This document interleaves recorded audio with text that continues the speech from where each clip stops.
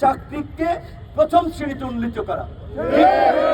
দ্বিতীয়ত, আপনাদের হয়তো বিষয়টা না, অনেকে আবার বলবে, দেখেন আপনাদের ছাত্র সচিব হয়, আপনাদের ছাত্র আমলা হয়, তারা গ্রেড 1-এ বেতন পায়, কিন্তু তারা একটা চিন্তা করে না, এই যে শিক্ষকরা যে আন্দোলন করে স্বপ্রণোদিত হয়ে আন্তঃ মন্ত্রণালয় মিটিং করে যেটা আমাদের শিক্ষকরা স্যার রাস্তায় আন্দোলন করতেছে, আমরা এই দাবির পক্ষে।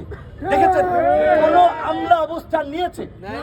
এই যে আপনারা যে ছাত্রদেরকে আমলা বানিয়েছেন, তারা কিন্তু প্রকৃত শিক্ষার্থীর পরিচয় দিতে পারে। এবং আমি ব্যক্তিগতভাবে বলি, এখানে রাজনৈতিক বক্তব্য দিতে আসি নাই, একটা মানসিক পীড়া থেকে এসেছে, একটা বেদনা থেকে এসেছে।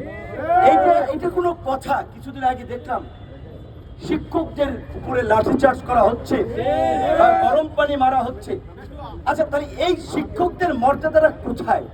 তাদেরকে যদি পুলিশের কনস্টেবল পিটায়, তাদেরকে যদি এসআই এই আচরণ করে, হ্যাঁ, তাদেরকে তো অর্ডার দেওয়া হয় উচ্চ পর্যায় থেকে, কেন তাদেরকে এই আচরণ করার জন্য অর্ডার দিয়েছে?